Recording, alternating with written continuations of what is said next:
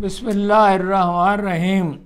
ہارون رشید عرض کر رہا ہوں، السلام علیکم ورحمۃ اللہ وبرکاتہ۔ سارا دن ڈرامہ ہوتا رہا، 5 دفعہ سینٹ کے اجلاس کا وقت تبدیل ہوا، 3 دفعہ قومی اسمبلی کا ہوا۔ عمران خان کے ساتھ ملاقات کے لیے صبح کا وقت دیا گیا، شام ہو گئی۔ سلمان اکرم راجہ پہ اعتراض تھا، انہیں نہیں اجازت دی گئی، بڑی مشکل سے انہیں اجازت ملی۔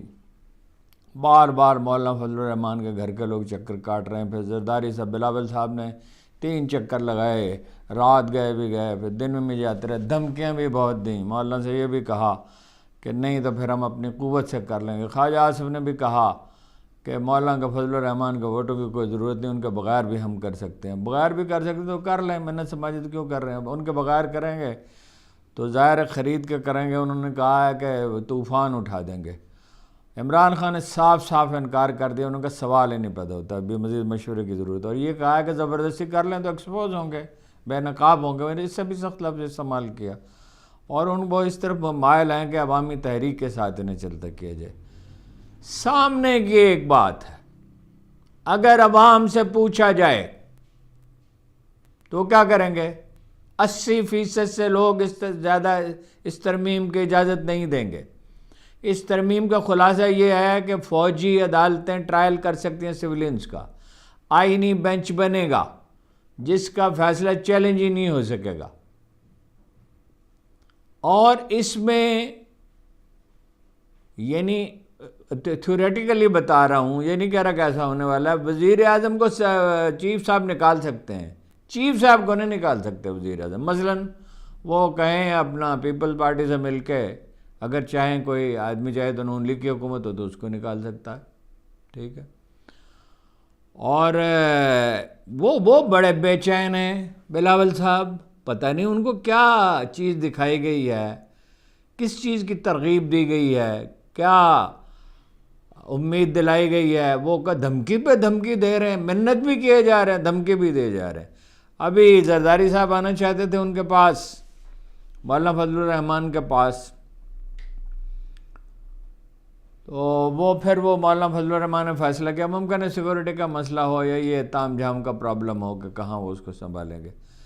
ترمیم ہو گئی تو اطلاع یہ ہے کہ چھوٹے صوبے بھی بنائے جائیں گے، جمہوریت کی تدفین کا بندوبست ہے۔ سب سے اہم بات یہ ہے کہ عمران خان کو نکالنا ہے پالیٹکس، اور 1 دن کے لیے نہیں، 10 برس کے لیے۔ مولانا سے ملاقات ہو گئی، پہلے ان کی عمران خان سے ہوئی، مولانا سے ہوئی۔ انہوں نے مولانا کے کردار کی تعریف کی عمران خان نے اور کہا مزید وقت چاہیے۔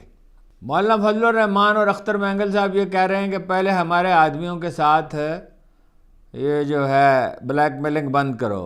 ان کے تو آدمیوں نے، مولانا فضل الرحمان نے تو ایک طوفان کھڑا کر دیا اور کہا کہ شہر بھر دیں گے لوگوں سے، مظاہرین سے۔ اور وہ بلوچستان کی کئی سڑکیں، کوسٹل ہائی وے میں جو کراچی سے آتی ہے گوادر، وہ 2 جگہ سے بند کی ہوئی ہے اختر مینگل کے آدمیوں نے۔ اور ان کا ان کے نسیمہ خان کے بیٹے کو اور بیٹی کو اغوا کر کے زہرانے میں لے جایا گیا، سرکاری خرچ سے، جو وزیر اعظم صاحب نے حکومتی خزانے سے جو زہرانہ دیا۔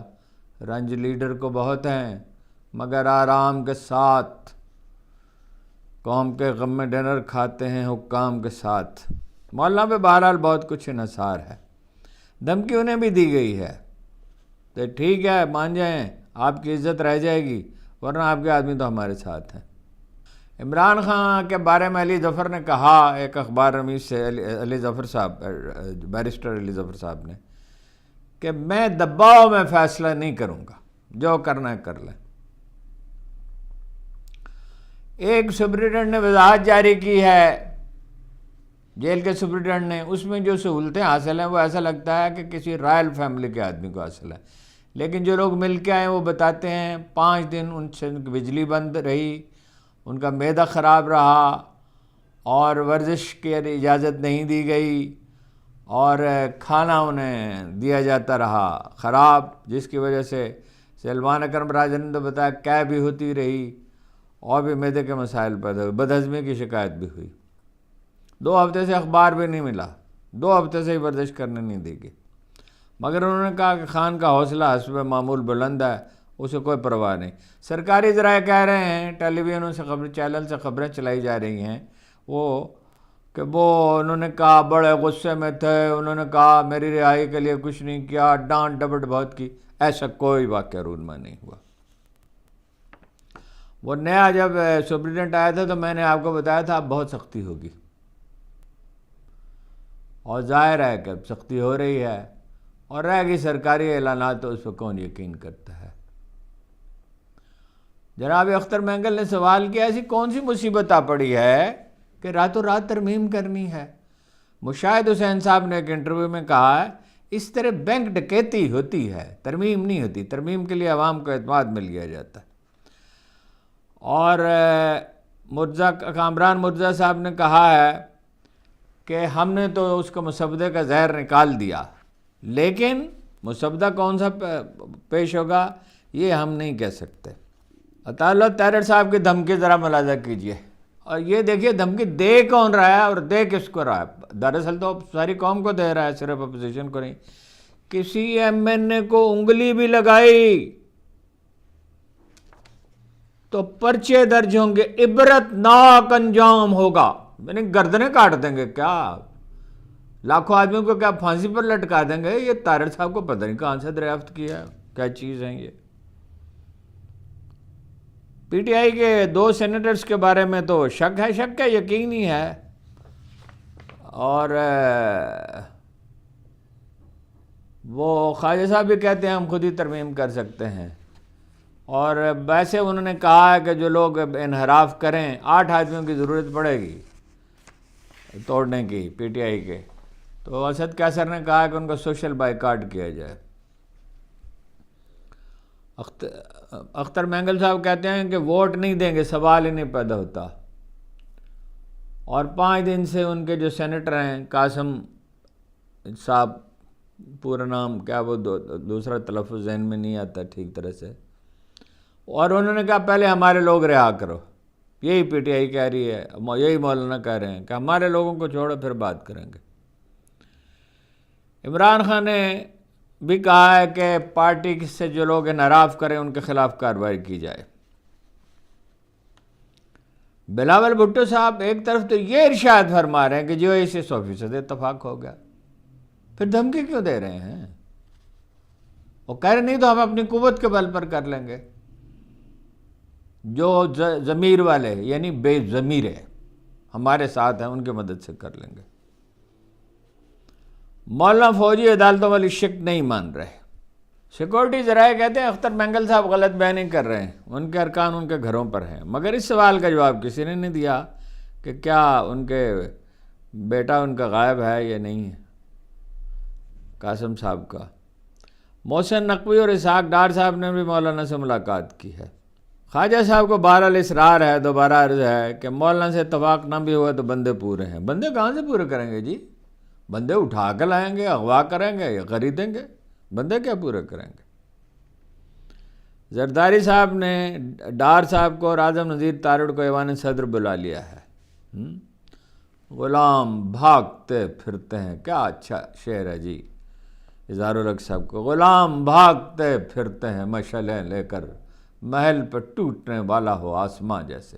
ترمیم تو شاید کر لیں منظور، ممکن ہے کر لیں، لیکن گھبرائے ہوئے بہت ہیں. صوبوں کے اختیارات کم ہو جائیں گے اور بہت سی چیزیں ہوں گی، نئے صوبے بنیں گے اور مجبوری سے کر رہے ہیں. وہ کوئی کاف لیگ کے لوگ مل گئے ہیں. رکن قومی اسمبلی عادل خان بازئی کا ایک اور پلازہ گرایا جا رہا ہے، اس لیے کہ وہ ووٹ دینے کے لیے تیار نہیں ہیں. کل رات گئے وہ اپنا بلاول صاحب مولانا فضل الرحمان کے پاس. انہوں نے کہا منصور علی شاہ کا وہ لے آئیں، نوٹیفیکیشن لے آئیں. نوٹیفیکیشن بیچارے کہاں سے لائیں؟ نوکری پیشہ آدمی جو ہے وہ درخواست کر سکتا ہے، التجا کر سکتا ہے، بندوبست تو نہیں کر سکتا. ایک بڑی خبر یہ ہے، اگر یہ درست ہے، بہرحال ذریعہ تو معتبر ہے، اسماعیل ڈاہری جنہوں نے یہ الزام لگایا کہ 16 ارب روپے دے کر زرداری صاحب نے قتل کرایا محترمہ بے نظیر بھٹو کو، اور پہلے ہمیں 14 ارب روپے کی پیشکش کی اور ہم نے انکار کیا اور جو کبھی بڑے معتبر تھے اب نامعتبر ہیں. باقی وہ میں جیسے ہمیشہ کہتا ہوں اصل چیز تو تحقیقات ہے، کہنے نہ کہنے سے کیا ہوتا ہے، وہ غائب ہیں. اور بعض لوگ شبہ ظاہر کر رہے ہیں، آج کل اندیشے بہت ہیں فضا میں، قتل انہیں کیا جا سکتا ہے. میرا خیال ایسا نہیں ہوگا، قتل نہیں کیا جا سکتا ان حالات میں. مولانا پہ دباؤ ہے. میں نے عرض کیا کہ آپ کی پارٹی کے لوگ تو ہم سے عاملے ہیں، آپ بھی تعاون کریں تو انعامات کی بارش ہوگی. انعامات کی تو ایسی بارش ہوگی، لیکن مولانا اپنی پالیٹکس جو ہے وہ اس کو ہمیشہ کے لیے دفن کر دیں گے. اٹھیالہ جیل میں قیدیوں سے ملاقات کے لیے پر مزید 2 دن کی پابندی عائد کر دی گئی ہے، مزید 2 دن کی. مطلب یہ ہے کہ بہانہ بنا کر کہا جائے کہ عمران خان سے ملاقات نہیں ہو. سیکورٹی کا مسئلہ ہے جی. کیا شاندار بندو. علیمہ خان اور عظمیٰ خان کی درخواست ضمانت کی سماعت نہیں ہو سکی، جج صاحب چھٹی پر چلے گئے. انتظار پنجوتا صاحب 6ٹھا دن ہے، ابھی تک غائب ہیں. اسلام آباد ہائی کورٹ کو بتایا گیا ہے کہ عائشہ کی تحویل میں نہیں ہے. حامد خان نے بہت سخت الفاظ میں کہا ہے کہ چیف جسٹس کے تقرر کا نظام تبدیل کیا گیا تو اسے قبول نہیں کیا جائے گا، اور اگر کسی نے ایسی کوشش کی تو وکلاء ڈٹ کر اس کی مخالفت کریں گے. منصور علی شاہ صاحب کے سوا کوئی چیف جسٹس قبول نہیں. اب یہ سوال یہ ہے کہ جو ان کا منصوبہ ہے کہ کسی اور کو بنا دیا جائے تو اس کا نتیجہ کیا ہوگا؟ جی اگر کسی اور صاحب کو بنا دیا گیا، وہ نکات تھے کچھ ایسے، مثال کے طور پر جیسے یحییٰ آفریدی صاحب کو بنا دیتے ہیں، کیا نتیجہ ہوگا؟ وکلاء نے اعلان کیا ہے کہ جسٹس منصور علی شاہ کے علاوہ کسی کو چیف جسٹس مانیں گے ہی نہیں، وکلاء تحریک چلائیں گے. ترامیم فوری طور پر سپریم کورٹ میں چیلنج بھی ہوں گی. وہ اسے کس طرح وہ اس سے نمٹیں گے یہ بھی دیکھنا ہوگا. کیا فل کورٹ بنیں گی؟ مجوزہ ترامیم کے تناظر میں عدلیہ کی آزادی پر سمجھوتا ہوگا یا نہیں ہوگا؟ سپریم کورٹ کے اندر سے بھی مزاحمت کا سامنا ہو سکتا ہے. چیف جسٹس بننے کے بعد کیا وہ فل کورٹ کا بلائیں گے؟ جو چیف جسٹس قاضی عیسیٰ صاحب نے آخری 1.5 ماہ میں نہیں بلائی. اگر یحییٰ آفریدی فل کورٹ بنتے ہیں، اگر وہ چیف جسٹس، تو فل کورٹ میں اگر اقلیت میں رہ گئے تو پھر کیا ہوگا؟ اگر جسٹس منصور علی شاہ نے بار ایسوسی ایشن سے خطاب شروع کر دیا جیسے قاضی صاحب کیا کرتے، جیسے اور لوگوں نے بعض ججوں نے کیا، تو پھر کیا ہوگا؟ وکیل اگر متحرک ہو گئے. ہر معاملے میں ان کا ایک الگ تھلگ نقطہ نظر رہا ہے، ذاتی رائے رہی ہے ان کی. تو یحییٰ آفریدی صاحب کی، تو کیا اب بھی وہ اسی پہ قائم رہیں گے یا ان کے ساتھ کوئی انڈرسٹینڈنگ ہوگی مقرر کرنے والوں کی، کیونکہ وہ پینل میں سے منتخب کیے جائیں گے. سیشن جج لاہور نے حکم دیا ہے کہ عدالت میں اخبار نویسوں کا داخلہ بند کر دیا جائے، چینلز کا اور اخبار نویسوں کا. کوئی کیمرہ جو ہے وہ نہیں آنا چاہیے. سینٹ کے اجلاس کا وقت ہو گیا ہے مگر کوئی سینیٹر ایوان میں موجود نہیں. سینیٹر مسدد ملک، ساجد میر ایک دروازے سے ایوان میں آئے، دوسرے سے نکل گئے. مولانا اس مطالبے میں اصرار کر رہے ہیں کہ نوٹیفیکیشن لایا جائے جسٹس منصور علی شاہ کا. پی ٹی آئی کا وفد ایک دفعہ پھر پہنچ گیا ہے مولانا فضل الرحمان سے ملاقات کے لیے. نہیں، مولانا فضل الرحمان سے ملاقات کر محمود چکزئی صاحب کے پاس پہنچ گئے. جب وہ اس خبر کی تردید ہو گئی ہے جی کہ مولانا ایوان صدر جا رہے ہیں. جمعیت علماء اسلام کے اپنا ذرائع نے کا بتایا ہے. مولانا فضل الرحمان نے عمران خان کے پیغام کا خیر مقدم کیا ہے. اس میں ان کے کردار کی تحسین کی گئی تھی، کہا گیا تھا کچھ اور وقت چاہیے. تو گھنٹیاں بج رہی ہیں سینٹ کی مگر وہ کوئی آ نہیں رہا. پتہ نہیں کیا قصہ ہے، بہت ہی پراسرار معاملہ ہے. بس صحیح ترین اصطلاح جو ہے وہ استعمال کیا مشاہد حسین نے کہ یہ ترمیم ہو رہی ہے، بینک ڈکیتی ہو رہی ہے. پنجاب پولیس کے تازہ دم دستے پارلیمنٹ کے سامنے پہنچ گئے ہیں. اگر مولانا فضل الرحمان نے ووٹ نہ دیا، ظاہر ہے پی ٹی آئی تو دے گی نہیں، تو ایک پورا صوبہ پختونخوا اس عمل سے یکسر الگ ہو جائے گا۔ اور مبصرین یہ کہتے ہیں کہ اس کے بعد کھیل پی ٹی آئی کے ہاتھ سے نکل کر پشتون تحفظ موومنٹ میں جا سکتا ہے۔ خبریں اور بھی ہیں، چھوڑیے خبروں کو، ابھی کچھ دیر میں جو ڈیولپمنٹ ہوگی یہ تو کچھ دیر کے لیے ہے۔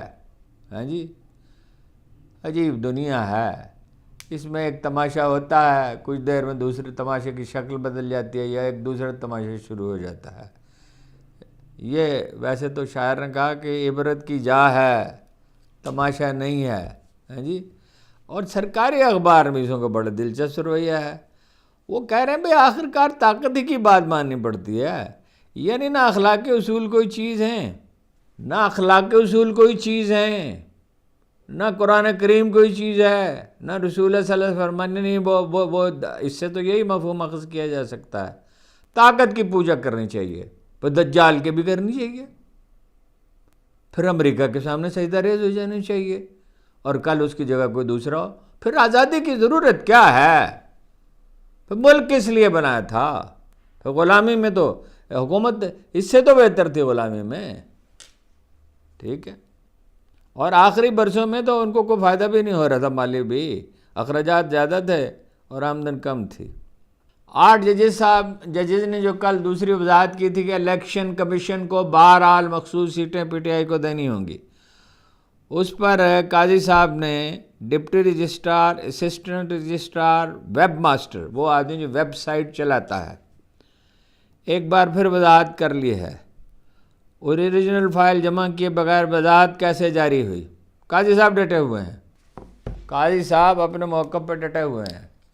راجہ صاحب، Sikandar Sultan Raja, chief election commissioner of Pakistan بھی ڈٹے ہوئے ہیں، اپنا پیپل پارٹی اور نون لیگ بھی ڈٹی ہوئی ہے۔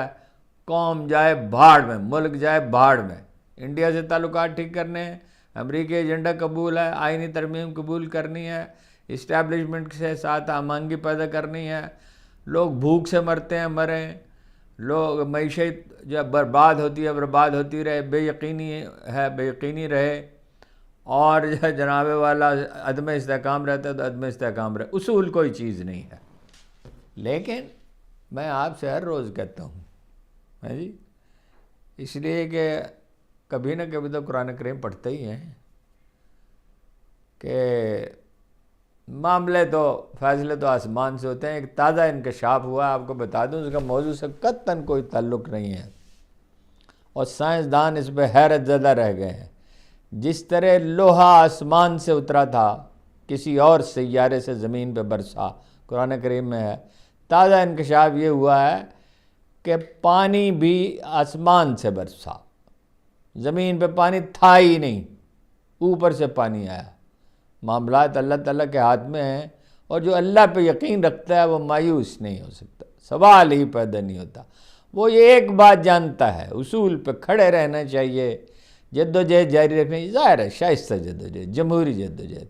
یہ گالم گلوچ کے میں بہت سخت خلاف ہوں۔ لوگ سمجھتے ہیں شاید میں اس لیے نرمی کرتا ہوں اپنے بچاؤ کے لیے، میرا کیا بچاؤ ہوا بھائی، مجھ پہ اللہ نے ویسے تو کرم ہی رکھا، لیکن یہ کہ میری مخالفت میں اور مذمت میں اور تکلیف دینے میں کوئی کسر کسی نے اٹھا نہیں رکھی۔ میں نام نہیں لینا چاہتا زیادہ، ایسی باتیں مجھ تک پہنچتی ہیں میں حیران رہ جاتا ہوں، ایسے قصے میرے بارے میں سنائے جاتے ہیں روپے پیسے کے معاملے میں، جس میں اللہ تعالیٰ نے الحمدللہ ہمیشہ میرا دامن صاف رکھا۔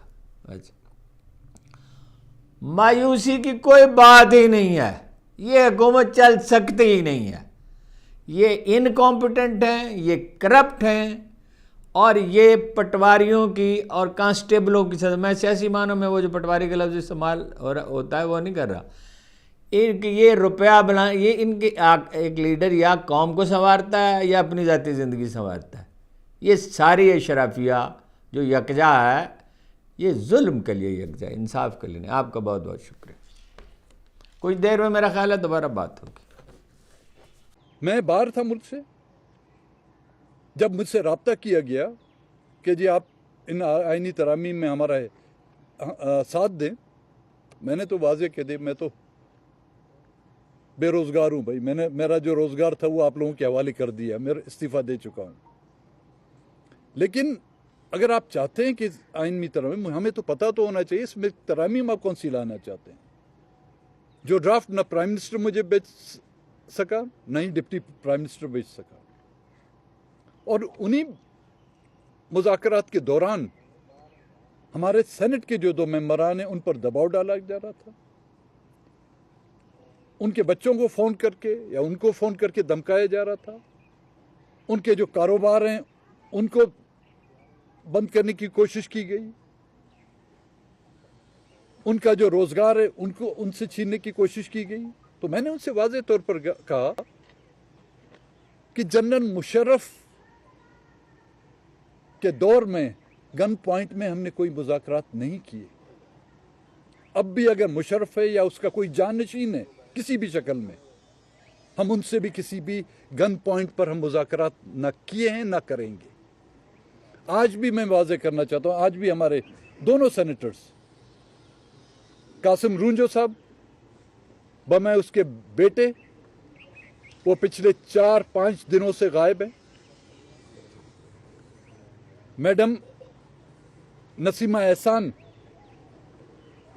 جس کا شوہر سید احسان شاہ جو اس سینٹ کا ممبر رہ چکا ہے، جو صوبائی وزیر رہ چکا ہے، اس کو پارلیمانی لاجز میں یرغمال بنا کر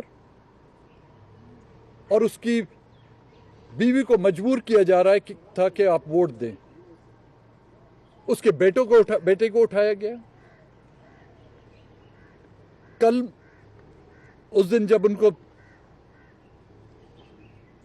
پرائم منسٹر کے زورانے میں لایا گیا، اس کی بیٹی اور اس کے بیٹے کو پارلیمانی لاجز میں یرغمال بنا کر ان کو پارلیمنٹ ہاؤس بھیجا گیا کہ جائیں پرائم منسٹر کے زورانے میں شرکت کریں. تو یہی ووٹ کی عزت ہے. اسی ووٹ کی عزت کی خاطر آپ لوگوں نے جو ہے ہم کو سڑکوں پر نکالا. اسی ووٹ کی عزت کی خاطر آپ لوگوں نے جو ہے ہمارے ساتھ اتحاد بنائے. ان کی فریاد آپ نے خود اسمبلی میں سینٹ کے اجلاس میں سنی ہوگی کہ وہ خاتون اس اجلاس میں بات تک نہیں کر سک رہی تھی، جس کا شوہر اور جس کا بیٹا جو ہے ان کے قبضے میں ہے.